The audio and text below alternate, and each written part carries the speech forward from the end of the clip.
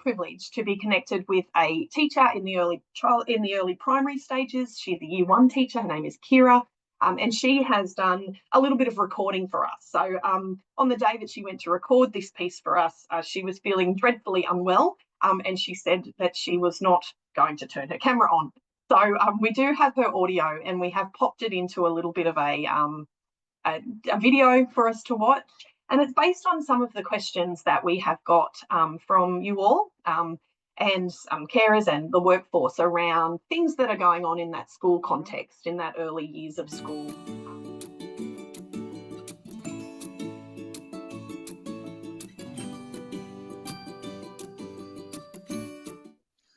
My child has been placed on a reduced timetable for an hour and a half in the morning because she escalates easily and needs one-to-one support to be able to manage her emotions and learn.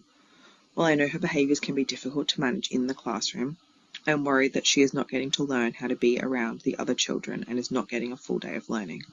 I think she prefers to be at home now because school is challenging for her. What should I be talking to the school about to make sure we are helping her in the best way possible? So there are certainly some instances where a reduced timetable is beneficial for an individual student. I've taught students in the past where a reduced timetable was necessary to support the mental health of the child.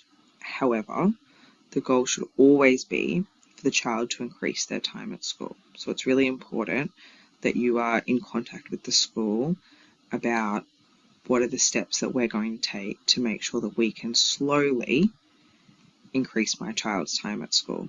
So the first step that I'd be talking to the school about is how can we increase your child's timetable so that they can be included in first break, eating and play, because this is really important for your child to be able to develop friendships in the classroom.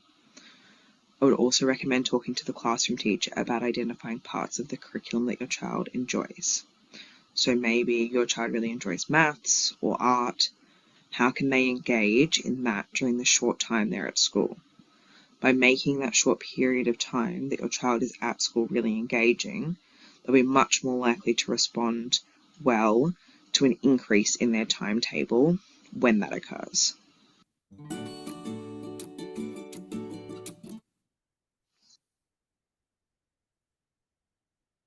I'm just going to stop it there, just because I haven't said. If you want to shout out and put something into the chat, if you want to yell out a question in between, we can stop this and have the yarn. So I just don't want to continue, steamrolling on and people have got questions. So, you know the drill. It's all pretty informal here. So make sure you do that. Thank you.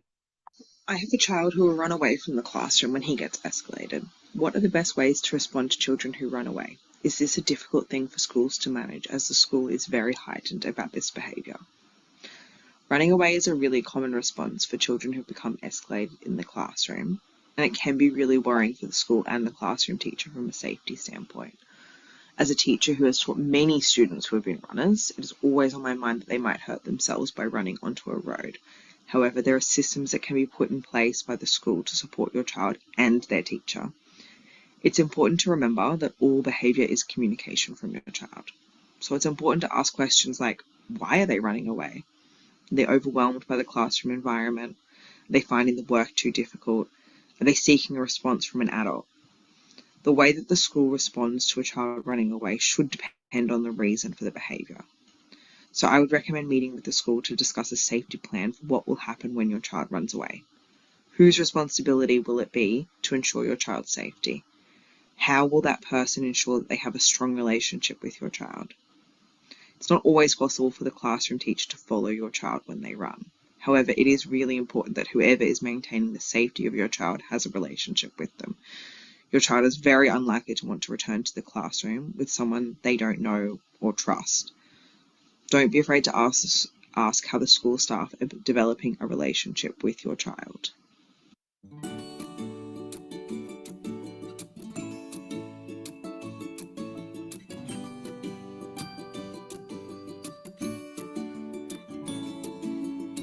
My child who has sensory needs refuses to wear some uniform items. The school are not flexible and are insisting on correct uniform. What should I do? I'd reach out to your child's classroom teacher to gain their perspective on it. I've definitely had children in the past who have sensory needs and the uniform was an issue for them. and they wore things like a soft cotton t-shirt, even pajamas under their uniform, really helped to manage some of their sensory needs. You might also like to talk to the school. I know that lots of schools have a formal school uniform and a sports uniform. Perhaps one uniform is more comfortable for your child, and can they wear that uniform instead of the other one? That might be helpful. Remember that your child has the right to access the curriculum, and if the uniform is preventing them from accessing the curriculum, you need to talk to the school about what adjustments can be made so that your child can access the curriculum, which they have the right to do so. And maybe that needs to be put together in some sort of formalised document, like an IEP that's written with your classroom teacher and with the leadership team and with the learning support team to make sure that your child is able to access school on the same basis as everybody else. Is there much of a difference between prep and grade 1? Do I need to consider supporting my child's transition? It's a great question. There's definitely some differences between prep and grade 1. There's definitely more of an emphasis on play in prep, and as they move into grade 1, they're expected to be able to sit and listen and do work for longer periods of time. Probably one of the biggest differences that you'll notice straight away is the expected increase in their independence. So things like being able to walk themselves to their classroom, being able to unpack their bag independently, even things like being picked up. Do they know where their pickup location is? These are just like the little things that can sometimes cause anxiety for your child when they move from that really supportive prep environment into year 1. And by setting your child up with knowing how to do some of those little things, like I know how to walk myself to the gate after school, or I know how to unpack my bag in the morning. This will really help your child to decrease their anxiety as they move into the year 1 classroom, and also this means that they'll be better set up to be able to learn. It's also really important to remember that in grade 1 there's not always a full-time teacher aide in the classroom, so there is one adult. So often children in prep are moving from having a teacher and a teacher aide in the classroom to just having one adult. So there is that expected increase in their independence.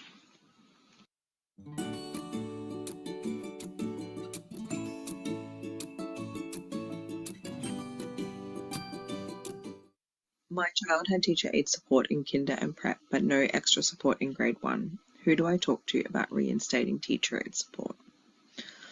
So I'd suggest that you set up a meeting with the classroom teacher and learning support or the student leadership team to get an understanding of what support is being offered in the classroom currently. Sometimes support changes as your child moves through the school. However, if you have concerns about their ability to access the curriculum or engage in the classroom, it is always worth checking in with your classroom teacher and with learning support to see how they are tracking.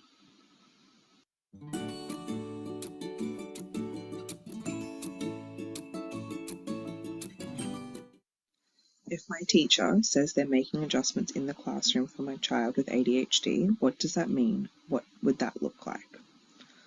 So an adjustment is anything that a teacher might do to enable your child to access the curriculum.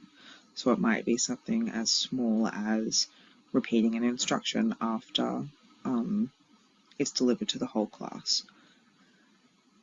These adjustments, if your child has an IEP, will be documented in your child's IEP. So the first question I'd be asking is, does my child have an IEP? And can we sit down together and discuss what's in the IEP and what adjustments are being made in the classroom to enable my child to access the curriculum?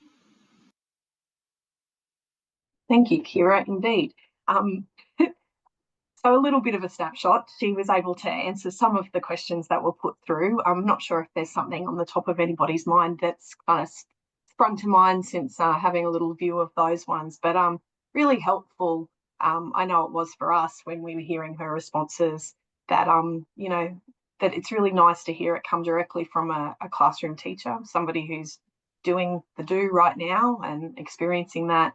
Lots of different things happening in classrooms, and I think Kira's done a beautiful job of wrapping up quite succinctly some of those things that come up when we talk about different school language, like adjustments and, plans. She mentioned an IEP, which might be new to you guys.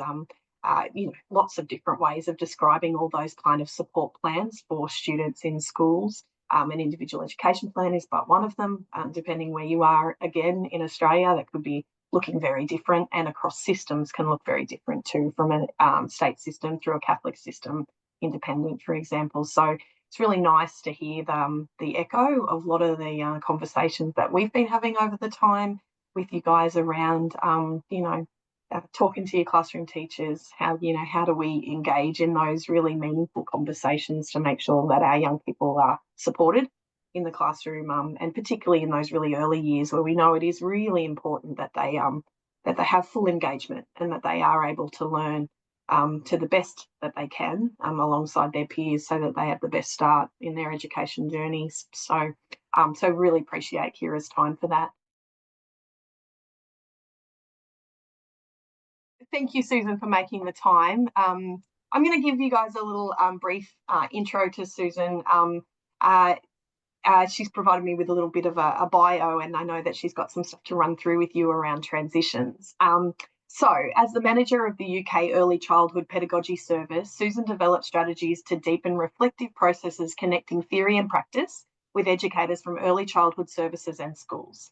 She's delivered national UK, Australian and European early childhood conferences, and was awarded a distinction for her Masters in Early Childhood Studies from the Forrabell Institute, the University of Surrey, in 2007.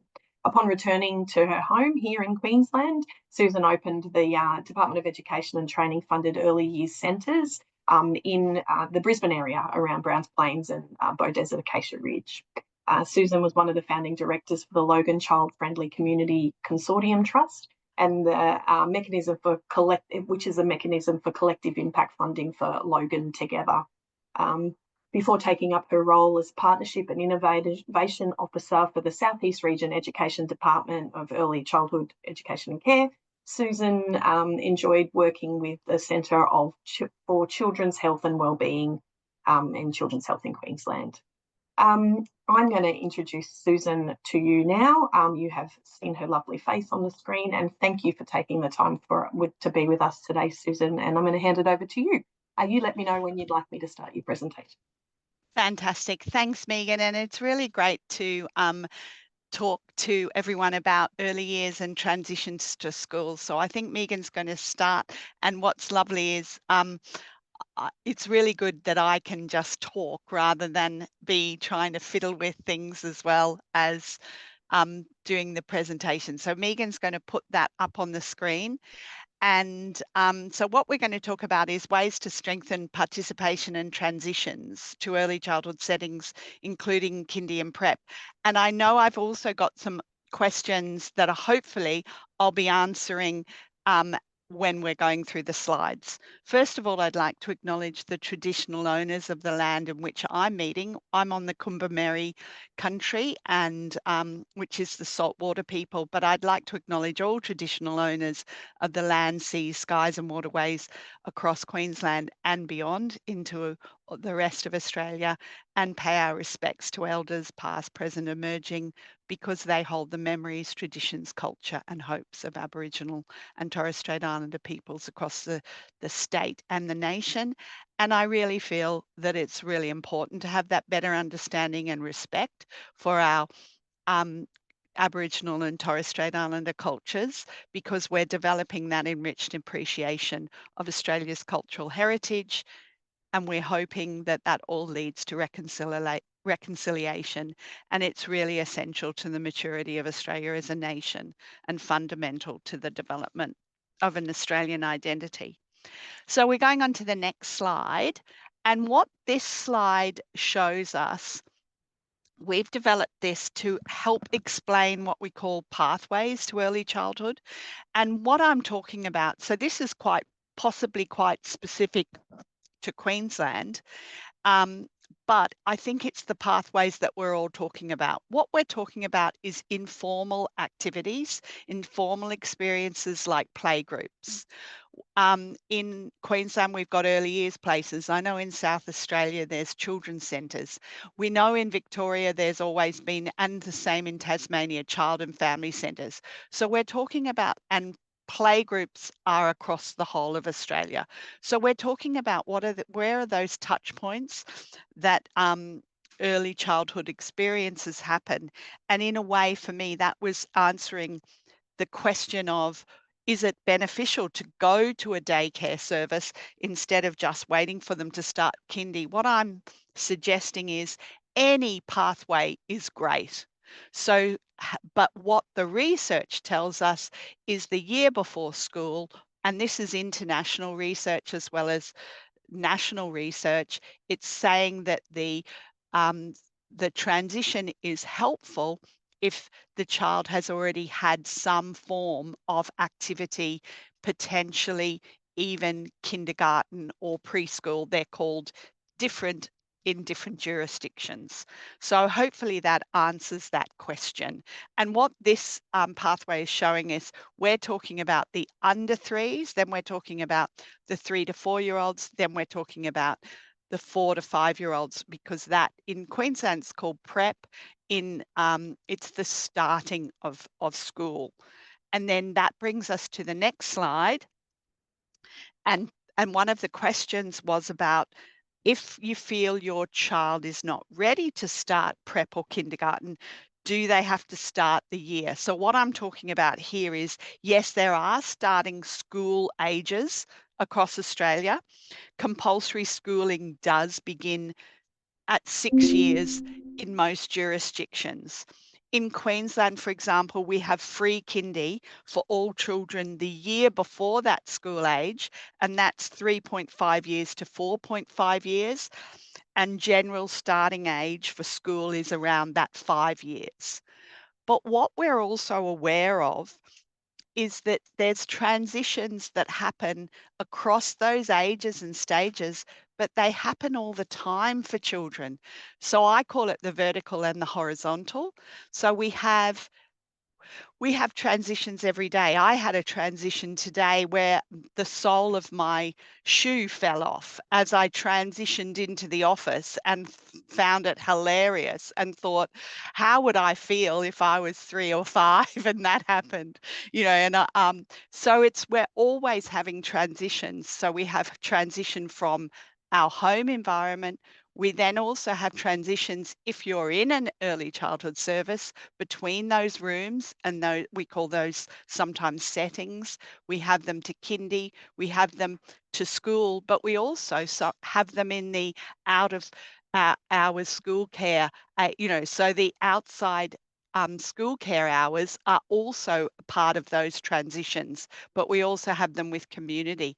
So the more we can be aware of those transitions and that vertical and horizontal, then I think we can be more thoughtful. In the next slide, we're actually then in Queensland, and this is specific for Queensland, but I know that Victoria, South Australia, Tasmania, New South Wales, all of the different Western Australia have really great transition materials. And this one is called Making the Big Move to Kindy or Prep, and we're calling it Making Big Moves Smaller. And we've got lots of materials that support for families to feel, and carers, for all of the parents, carers to feel, I know how I can be confident that I've done everything I can to prepare. And it's not about academic preparation, it's more about things, very, very calm things like, I want to know, the child will want to know, I can open my lunchbox. So it's making sure there are activities that you're doing as well at home, as well as in the early childhood services, to help a child feel confident that they can make that move, that is a big move, but they can make it small because they feel comfortable. And so we do a lot of work in that space in making sure our schools are aligning and talking with our early childhood services. The next slide, we're talking about where we're showing that you can go on, and this is national, this is a CEQA. So this is the national body, is the regulatory body, and you can, the starting blocks, and we can share this as a PDF, Megan, to everyone, so they can then look at if you go into starting blocks, you can find an early childhood service in your suburb. You just put your address or suburb and it brings up all of the early childhood services in that location. And this is across the whole of Australia. And it will also give their rating. So they're assessed and rated, and it will give the details for that service. So one of the questions was, what should I expect from my child when they go to kindy, and should they be able to read or write by the time they go to school? And what we're saying is all early childhood services should be ready for all children, and they utilise approved learning frameworks. And that is national. There's the early years learning frameworks that is across all jurisdictions, but also some of the states add in another one. Queensland adds the Queensland Kindergarten Guidelines. Victoria adds the Victoria Early Years Learning and Development Framework. But all these curriculums are active, they're play-based, they have an emphasis on children's connection to family, community, culture and place.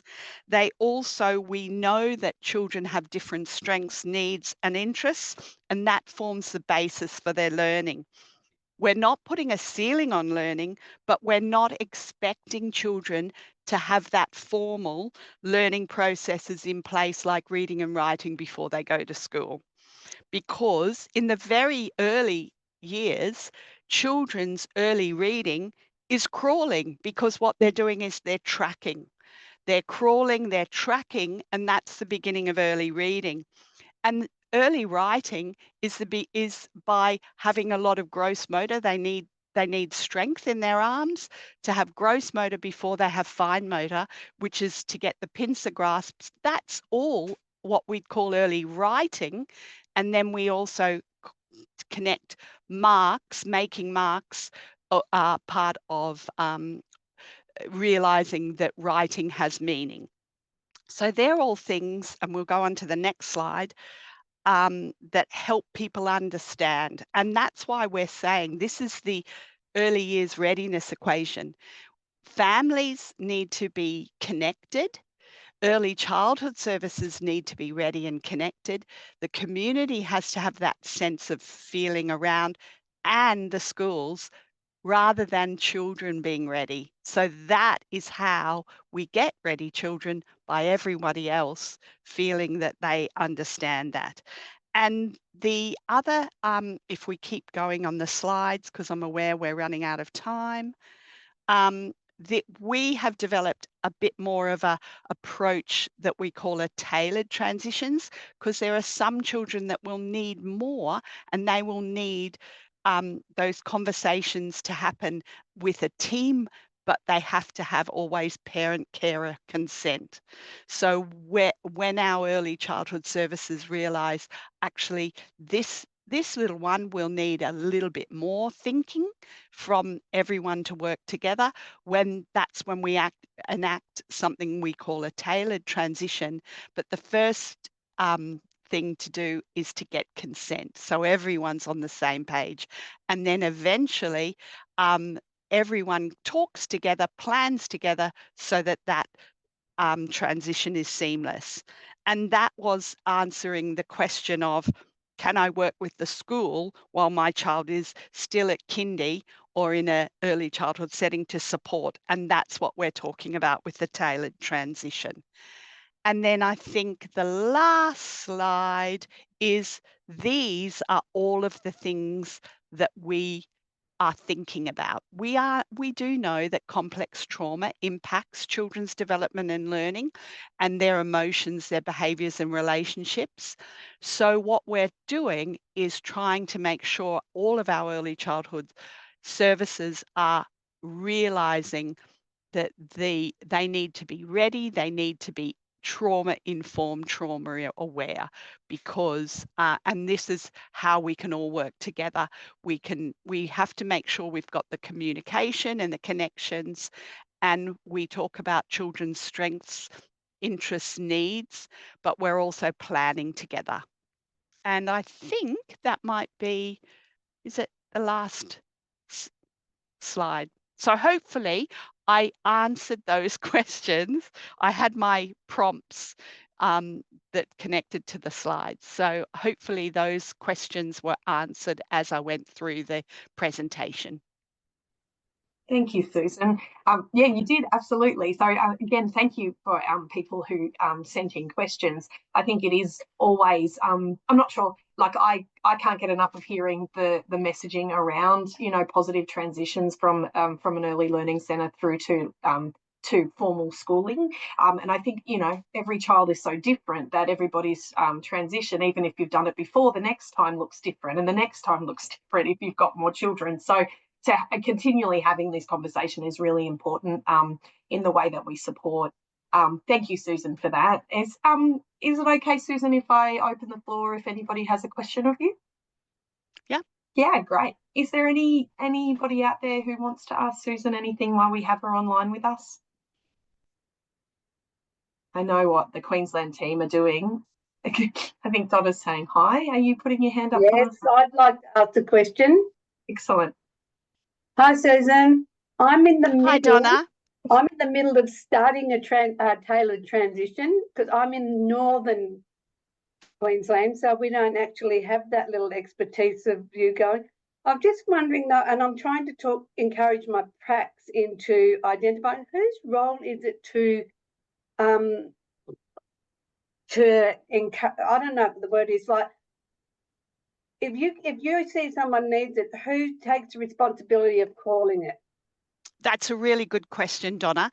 And actually, just for your information, because you're in North Queensland, was that right, Donna? Yeah. Yeah. There are partnerships and programs team across the whole of Queensland. Yeah. And eventually, I think the tailored transition way of doing that we've been doing in the Southeast is probably going to be enacted across the state. So that's a positive. But what we would say is it really is who feels the most confident in being that advocate. And in an ideal world, when I did this work in the UK, we are actually hoping that the family and the parent carer would be the person who actually holds that team around the child beginnings. But sometimes somebody doesn't feel as confident to do that. So it should be whoever knows that child very well. We would encourage our schools not to necessarily be always the first person, because if they haven't gone to the school yet, how does the school know the child yet very well? So we would be suggesting it could be the early childhood service, but it should always have the parent carer consent.